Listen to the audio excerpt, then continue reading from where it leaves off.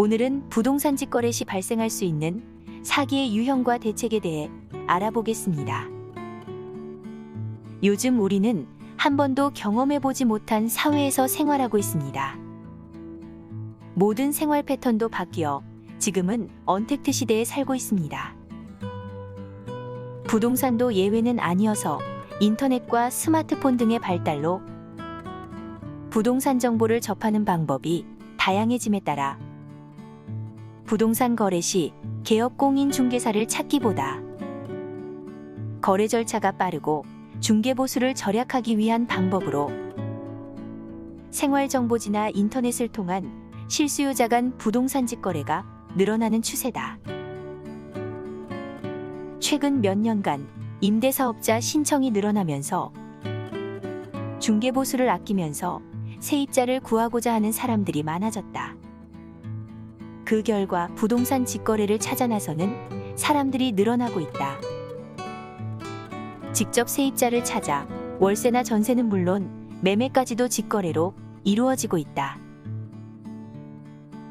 먼저 부동산 직거래 시 발생할 수 있는 사기의 유형을 사례별로 알아보도록 하겠습니다. 하자 있는 부동산 거래는 일반 개업공인중개사사무소에서는 중개를 거리는 근저당, 예고등기, 가등기, 가처분 등이 설정된 부동산을 시세보다 싼 금매 물건으로 생활정보지 등의 광고를 내고 매수자를 유인한다. 주로 부동산 지식이 부족한 부녀자, 노인, 학생 등이 대상이다. 이런 하자 있는 부동산 거래는 가장 초보적인 사기 수법으로 등기사항증명서를 확인하면 쉽게 사기 여부를 확인할 수 있어 피해를 방지할 수 있다. 계약 체결 후 담보 설정은 계약 시 등기사항증명서에 하자가 없으면 계약을 체결하는 관례를 악용하는 사기 수법에 대해 알아보자. 계약서를 작성할 때는 등기사항증명서에 하자가 없게 한 다음 중도금이나 잔금 지급 시기에 맞춰 주택 등을 담보로 잡히는 수법이다. 이 경우 매수자는 등기사항증명서를 확인하고 계약을 체결하였더라도 소유권 이전 시기에야 그 사실을 알게 된다. 이를 방지하기 위한 방법으로 계약서를 작성할 때 가등기를 하거나 특약사항으로 계약 이후에는 제한물권을 설정할 수 없다는 등의 문구를 넣으면 조금은 도움이 될 수 있다. 계약 후 이중계약이나 담보 설정은 당사자 이외에는 이러한 사실을 모르는 직거래의 취약점을 악용한 것으로 사기 사건 중 가장 심각한 피해를 주는 유형이다. 매도자나 임대인 또는 대리인이 월세나 전세 매매 광고를 낸 다음 찾아온 사람들에게 이중으로 계약을 맺고 달아나는 게 전형적인 수법이다. 개업공인중개사사무소에 의뢰를 하게 되면 거래 과정에서 발생되는 문제를 1차적으로 검증되는 반면 부동산 직거래는 문제가 생기거나 사기를 당하면 중재자가 없고 소송 등을 통한 법적 해결 외에 방법이 한정적이기 때문에 개업공인중개사를 통하여 계약할 때보다 더 신중히 진행해야 한다. 일반인들이 부동산에 대한 전문적인 지식 없이 넘쳐나는 부동산 정보를 이용하여 부동산을 직거래하는 것은 이는 매우 무모한 짓이라고 볼 수 있다. 부동산 직거래는 부동산 중개 시 발생하는 중개보수를 줄일 수 있는 장점은 존재한다. 하지만 법으로 정해진 안전장치가 없는 만큼 주의점이 더 많은 것이 현실이다. 그리고 부동산 직거래는 중재자와 보증인이 존재하지 않는다는 점이다. 실제로 부동산 직거래에 따른 문제점도 많이 발생한다. 직거래 사이트를 통해 계약금만 꿀꺽하고 잠적하는 이들도 있고 가압류, 가등기, 담보가 설정되어 있는 부동산을 직거래해 낭패를 보는 경우도 있다. 이 때문에 직거래 시 부동산의 실소유자 확인은 물론 권리관계 등을 더욱 꼼꼼히 살펴보아야 한다. 개업공인중개사사무소를 통할 때는 이러한 실소유자 여부와 권리관계를 안내받을 수 있고, 중개사고 등이 발생했을 때 2억 원 한도 내에서 보증을 하기 때문에 조금이라도 안전한 반면, 직거래는 당사자 간의 합의사항이므로 더욱 철저히 해야 한다.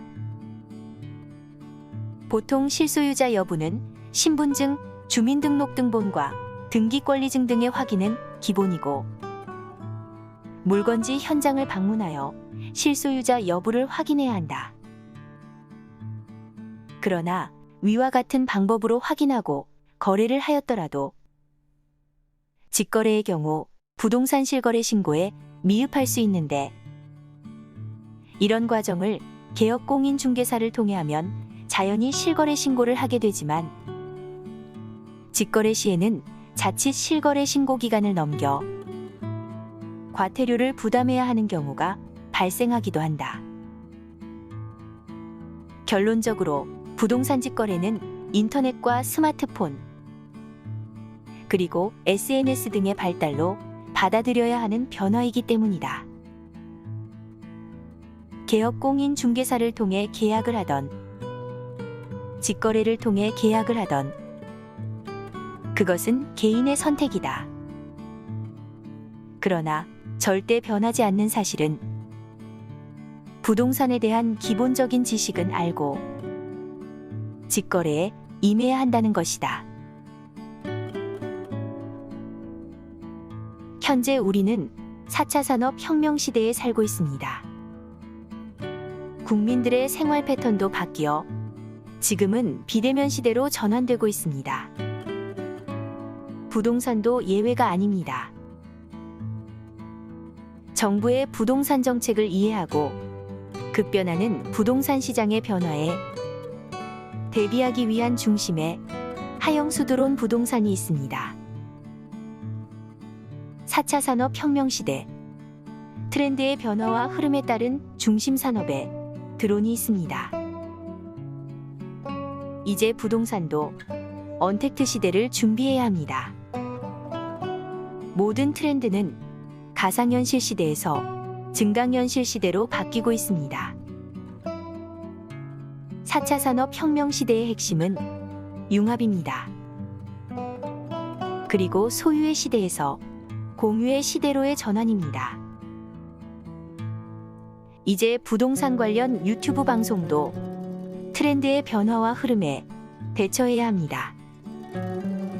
소비자들에게 단순히 부동산 매물을 올려 시각적인 만족을 주기보다는 귀농 귀촌을 원하는 분이나 투자하는 분들에게 그 시, 군의 발전 방향과 현재 진행 중인 프로젝트를 가감없이 제공함으로써 소비자들에게 실질적인 도움을 줄 수 있는 유튜브 방송으로의 전환입니다. 하영수드론 부동산의 영상 제작 원칙과 기준은 다음과 같습니다. 드론 항공 촬영 시에 고객의 니즈를 자유로운 상상으로 공간을 디자인하고 주변 환경 분석을 용이하게 하기 위해 롱 테이크 기법으로 촬영합니다. 부동산을 촬영할 때도 클라이언트의 입장에서 촬영하며 부분적인 영상으로 클라이언트를 현혹시키기보다 전체적인 영상으로 클라이언트가 쉽게 이해하도록 하고, 현란한 말보다는 있는 그대로를 보여드리고 드라마틱하고 역동적으로 촬영한 영상을 현장감 있는 영상으로 제작하여 클라이언트가 현명한 선택을 하는데 도움을 주고자 합니다. 짧은 시간에 모든 것을 보여드리기에는 한계가 있고 드론 항공 영상이 현장을 대신하지는 못합니다. 하영수드론 부동산은 급변하는 부동산 환경에 적응하고 다양한 부동산 실무 경험과 노하우 및 전문 지식을 통한 스마트한 부동산 중개와 드론을 활용한 네트워크를 바탕으로 다양한 부동산 리노베이션과 토지의 수요를 창조와 모험, 분석과 예측으로 부동산 변화와 새로운 패러다임을 이해하고 새롭게 변화할 부동산의 내일을 맞이하는 당신의 부동산 플래너가 되겠습니다.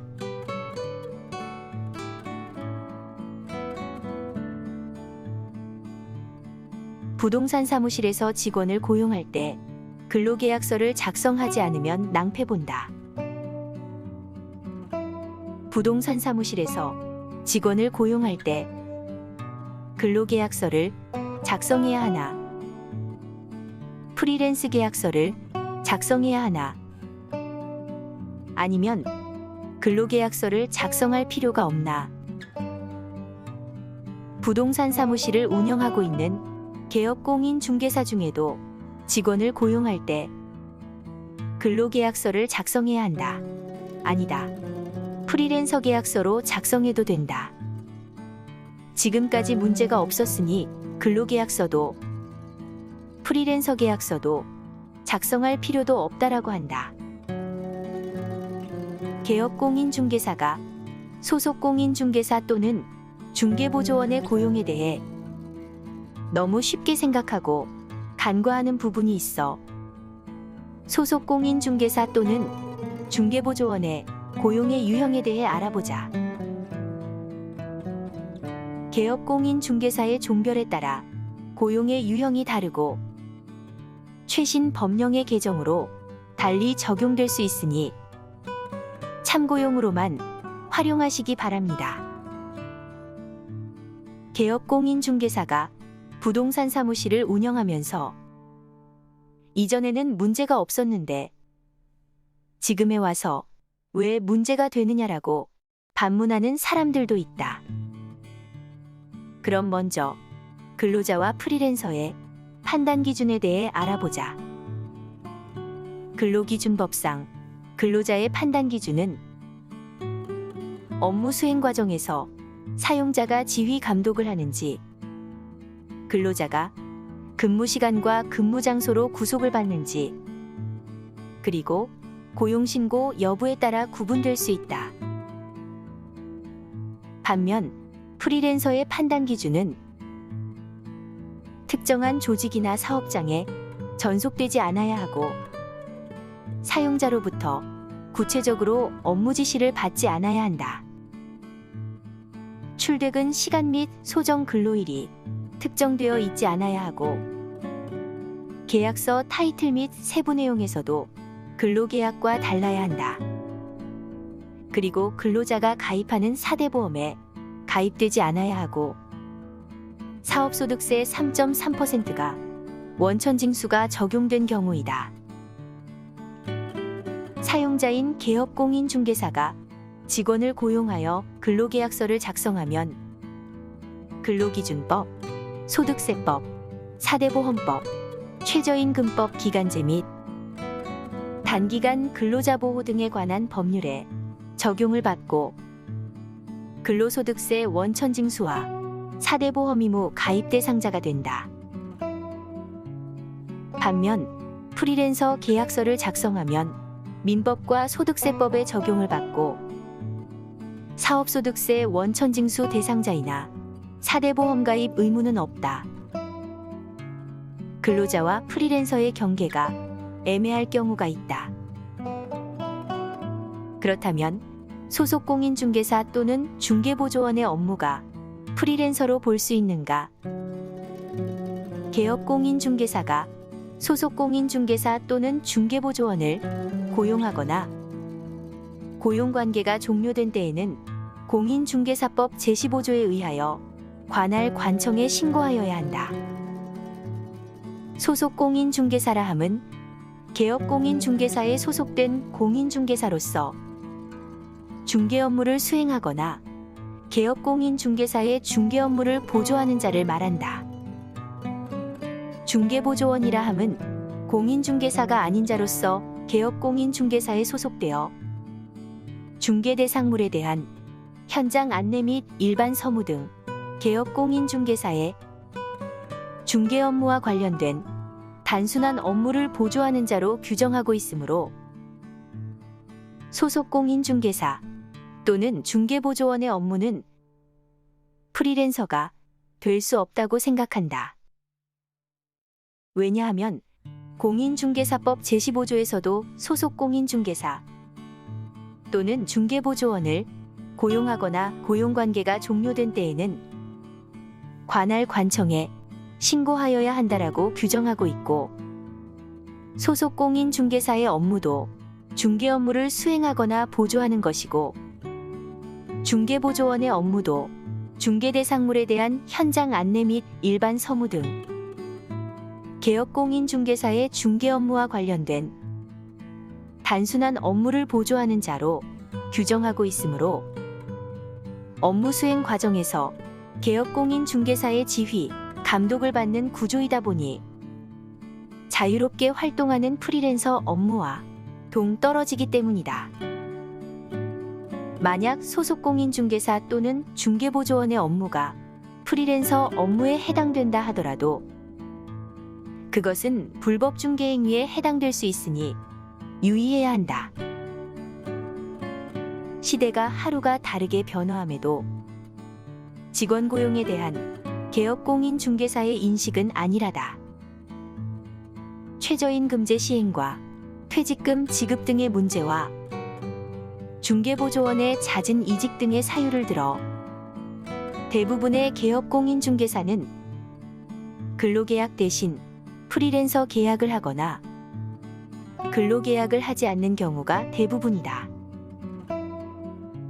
개업 공인중개사가 소속 공인중개사 또는 중개보조원을 고용했다면 반드시 근로계약서를 작성하고 사대보험에 가입해야 한다. 2021년 1월 5일에 개정된 근로기준법에 따라 근로계약서의 내용을 추가하거나 수정해야 한다.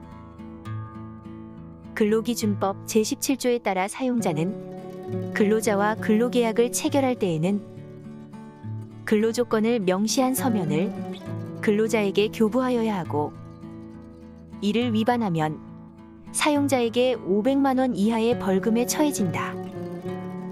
그리고 기간제법 제17조에 따라 사용자는 기간제 근로자 또는 단시간 근로자와 근로계약을 체결하는 때에는 근로조건을 서면으로 명시하여야 하고, 이를 위반한 사용자에게 500만 원 이하의 과태료를 부과한다. 프리랜서 계약의 유형은 개업 공인중개사가 소속 공인중개사 또는 중개보조원에게 프리랜서 계약서 작성을 요구하는 경우와 소속 공인중개사 또는 중개보조원이 개업 공인중개사에게 프리랜서 계약서를 요구하는 경우이다. 개업 공인중개사는 직원을 고용하게 되면 무조건 근로계약서를 작성하고 사대보험에 가입시키는 게 리스크를 최소화하는 방법이다. 근로계약서를 작성하지 않았거나 프리랜서 계약을 한 소속 공인중개사 또는 중개보조원이 해고를 당하거나 부동산을 그만둘 때 마음이 변심하여 근로계약서를 작성한 사실이 없다거나 프리랜서 계약이 아니라고 고용노동부에 신고하여 근로자로 인정되면 최저임금과 퇴직금은 물론 그동안 납부하지 않았던 사대보험료를 사용자인 개업 공인중개사가 납부해야 한다. 사대보험 납부 의무가 사용자에게 있기 때문이다. 실질적으로 어떤 업무를 자유계약 형식에 따라 자기 자신의 판단에 의하여 독자적으로 수행하는 경우를 제외하면 대부분 근로자는 해당 업무와 관련성을 가지고 있다. 최근 고용노동부나 법원에서 근로자 여부를 판단할 경우에도 형식적인 면보다는 사실관계를 중시하기 때문에 형식적인 부분에서 프리랜서의 성격을 갖추었더라도 사실관계에서 근로자로 인정되면 근로자로 판단하는 추세이다. 개업 공인중개사는 소속 공인중개사 또는 중개보조원을 고용하게 되면 반드시 근로계약서를 작성하여 근로자의 고용 안정에 기여해야 하고, 소속 공인중개사 또는 중개보조원도 고용 안정은 물론 현장 안내 시 일어날 수 있는 산업재해에 대비하기 위해서라도 개업 공인중개사에게 근로계약서 작성을 요구해야 한다. 결론적으로 개업 공인중개사가 소속 공인중개사 또는 중개보조원을 고용하여 근로계약서를 작성하든, 소속 공인중개사 또는 중개보조원이 개업 공인중개사와 프리랜서 계약을 작성하든 그것은 개인의 선택이다. 그러나 절대 변하지 않는 사실은 근로기준법에 대한 기본적인 지식은 알고 고용에 임해야 한다는 것이다. 개업 공인중개사와 소속 공인중개사 또는 중개보조원의 아니란 인식이 본인은 물론 상대방에게도 피해가 갈 수 있기 때문이다. 개업 공인중개사이든 소속 공인중개사이든 중개보조원이든 우리는 한 가족이라는 인식이 필요한 시점이다.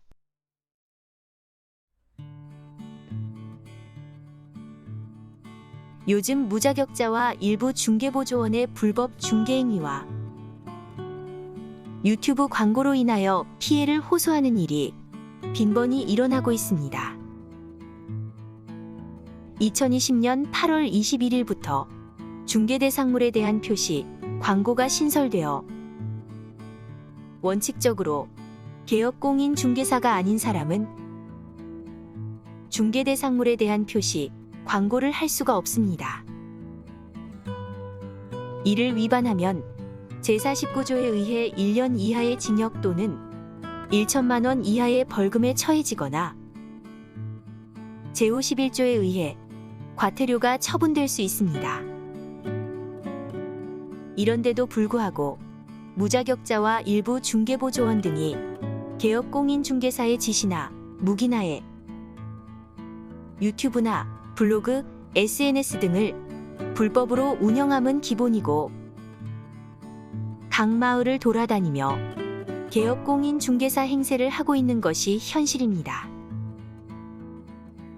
이러한 무자격자나 중개보조원 등이 불법 중개행위를 함으로써 중개사고와 피해가 발생하고, 그 피해는 그 부동산을 이용한 소비자는 물론이고 그만큼 중개 건수가 줄어들고 공제료 인상으로 이어져 일반 개업 공인중개사에게도 그 피해가 돌아가고 있습니다. 이런데도 불구하고 협회나 지부, 지회, 나아가 그 지역에 있는 개업 공인중개사마저 이를 묵인하거나 회피하여 온 것이 사실입니다. 참고로 창녕군에서는 개업 공인중개사 업무 시에 명찰을 폐용하도록 하고 있습니다.